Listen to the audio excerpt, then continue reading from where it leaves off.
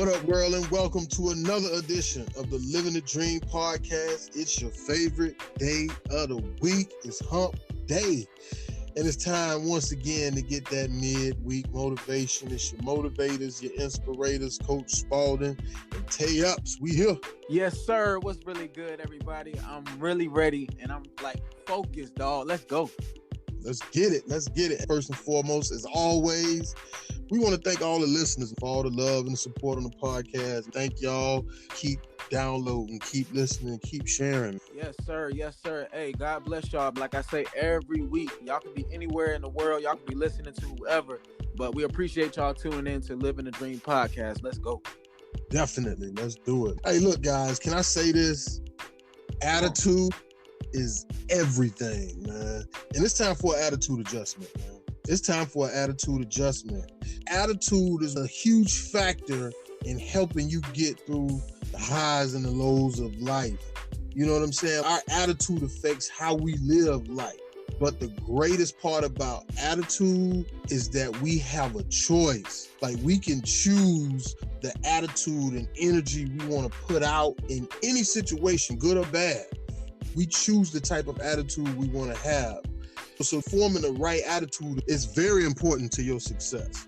We always have within us the power to respond to any given situation in any way we want, regardless of the circumstance. But you definitely have that power to choose to react either positively or negatively. So you have to be able to understand the importance of attitude when it comes to success, when it comes to business, when it comes to relationship. Like, how you do one thing is how you do everything. You know what I'm saying? And your attitude has to be in that form in order for you to get to the next level in life. So Tay, share your thoughts on that when it comes to attitude.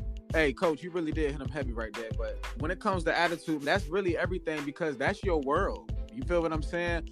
How you perceive things is really going to determine your highs and your low frequencies. It's going to determine whether you see the good out of things and, simply see the bad out of things. When things happen, you really can't control it, like how it happened, but you can control how you responded. I think when it comes to attitude, it's a great amount of thinking. And I think on the left side, you have focus. On the right side, you have worry. And I think all you got to do is pick what side you want to go to. You should spend a lot amount of your thinking power into just focusing on fixing that problem, coming up with a solution, rather than worrying about that problem and just rejecting every solution that comes your way. Absolutely. Your attitude reflects the decisions you make based on the circumstance or the situation. So make sure we got the right energy. Make sure we got the right attitude to be able to make these decisions. We're going to jump right into principle number one. Listen, before you take any action, decide how it will serve your greater goal. Like, how will that affect your goal to where you're trying to be or where you're trying to go? If the connection is weak or non-existent, take that action off of your to-do list. Like, don't even do it. Don't even do it. I'm going to go back to Paul. Like, if you're trying to make it to the league, if you're trying to get a scholarship, there's certain actions that you have to take, and there's certain actions that you shouldn't take. You know what I'm saying? So you have to eliminate the actions that don't align with the greater goal. All the actions that align with being a ball player has something to do with working out. It has something to do with eating right.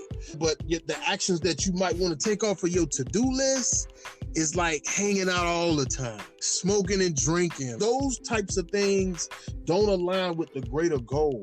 So always act with a purpose, man. Yeah. Hey, and real talk, I'm going to tell you something. So when you write a vision down, right, a lot of people just write stuff down. They write it down and then they say, hey, this is my vision on my piece of paper, my notebook, or my dry erase board. But the thing about it, if you don't have a purpose behind it, or you don't act with a purpose, the only thing you really have is a whole bunch of miscellaneous goals. You know what I'm saying? You have no meaning. Nothing is going to be foundated. Nothing is going to be substantial. There's nothing going to be rooted in the ground. So anything can alter your decision making if you don't have a purpose. So I always act with a purpose. You got to think about it. When somebody about to ride and they say, hey, you want to come with me? The first thing you ask them is, where are we going? Right. Because if you don't have nowhere to go, you feel like it's no purpose for me to ride with you. Ain't no need. Exactly. So if you don't have a purpose, the universe knows there is no need for this to really happen. Absolutely. Real talk. And that's a great example. That's like somebody telling you, let's get in the car and go for a ride, but you don't really know where to go.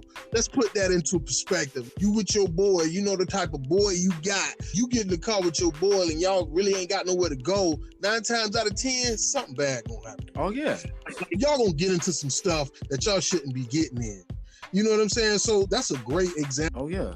Real talk. Absolutely. So principle number 2, man, don't compare yourself to others. Oh, man. Look, I think we hit this a lot because I keep hearing the same stuff about, well, he doing this and they doing that over there, or she doing that, or he doing that. Like we got to get up out of that. If you want to improve your attitude to life, quit comparing yourself to others. It's human to compare our lives with others, but when we do it too often, like we can drag ourselves down and start to think that life isn't going the way it's supposed to. And then there go that attitude again. You start looking at what other people's doing, and then you start looking at yourself like, really? So everything you wrote on your vision board, everything you wrote down as goals and dreams, you start questioning it because it don't look like what it looked like for somebody else. And you start comparing it. And I think life is a lot better when you stop comparing yourself to other people. You'll be much better off on trying to reach goals. Like you'll be much better off when you just focus on what you got to focus on and stop worrying about what he got or she got. Yeah, exactly. And I'm going to say this, look, sometimes you do yourself a huge disfavor when you compare yourself to others, because you look at yourself like, okay, I'm at this little end right here and you consider it the low end, and this person up here is on the high end. But this the thing, you don't know what they going through in their head. You don't know what they've been through to get where they at. You don't know their journey. And don't look at somebody else's chapter 5 because you on chapter 1. You feel what I'm saying? Absolutely. You focus on getting to chapter 2. No way possible, or there's no purpose of you looking at other people's journey and comparing yourself and using other people's success or lack of. I'm gonna tell you something that I told a young boy like a year ago. I said, look, you looking at this dude right here where he at. That dude probably not even happy where he at. You feel me? And if you looking at him as like, oh man, he's the measuring stick. Guess what? You might be limiting your potential. Your potential may be like 10 times past him, but you lowering your ranks for him. The sky's really supposed to be the limit for you. Absolutely. Comparing yourself to others, that's a waste of energy, because a lot of times the people that you compare yourself to, they comparing themselves to somebody else and they not even worried about you. Like you worried about somebody that ain't even worried about you because they got their own thing going on. Oh yeah, they got their own thing going on. I can't sit here and compare myself to somebody who already up there. I can only aspire to get to that level. I just want to know the blueprint. If anything, like it's better for you to study this person, figure out what it is that they've done to get to where they're going, as opposed to where you are in the process and trying to level up to where they are. You ain't there yet. So your best move in that situation is to just study that guy. Look, if you really want to make it to the next level, right? If you really want to make it to the next level, I'm going to tell you what not to do. One little tip, what not to do. Don't compare yourself to others. Absolutely. Which jumps us to principle number 3. I want you to do this one thing and it'll change your life. Expect the best out of every situation. Expect the best out of every situation. How many times do you focus on bad stuff that might happen in your life rather than the good stuff? Think about that for a minute. I know people who've come to me and say, man, you know, you can get hit by a car today. I say, yeah, I can also not get hit by a car today. Like we tend to focus on what could go wrong in our lives rather than focusing on what could go right. And you got to change that. You got to change that if you want to get to the next level. You got to change that if you want to be successful. Like you got to change that, because you will be faced with situations that are unfavorable. You will be faced with situations where, yes, this may happen, but it goes back to your attitude. Your attitude got to be a certain way. So how about trying something different? Like try not to complain for 7 days. Instead, replace any negative thoughts with a positive one. Expect the very best out of every situation, and you will, I'm telling you, you will begin to see the improvement in your attitude, man. Real talk. And you know what? I'm going to tell you, I think that's the best way. First of all, that's the best way to wake up, just showing gratitude. You know what Absolutely. I'm saying? Being thankful and being grateful for everything you have. I mean, every little thing you have, and you automatically will regenerate your brain cells and you will be on a high frequency. I'm telling you this, it don't matter if you're black, if you're white, if you're young, old, whatever. If you just be grateful for every little situation, that is an automatic way to bring out the best in any situation. Any situation. That's self-motivation right there. That's self-motivation right there, because you definitely need that, because before anybody believes in you, before anybody can motivate you, whatever you harvest is going to grow. So you might as well tell yourself, you know what? I'm in a rut, but I'm about to climb up this rut. I'm about to see that light. Like, don't set yourself up for discouragement. You will set yourself up for discouragement. And that's not what you want to do in your journey of life or goals or, you know, whatever you're trying to make it in. So I like that. Make the best out of every situation. Hey, principle number 1, always act with a purpose. You know, no matter what you do, have some great intentions behind it with a purpose.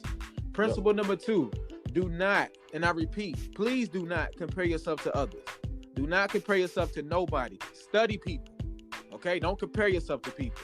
And lastly, principle number 3, expect the best out of every single situation, no matter what it is. Expect the best out of it. That's right, man. Hey, it's your motivators, your inspirators, Coach Spaulding and Tay.epps, saying have a great rest of the week and make the rest of your life the best of your life. Yes, sir. God bless everybody.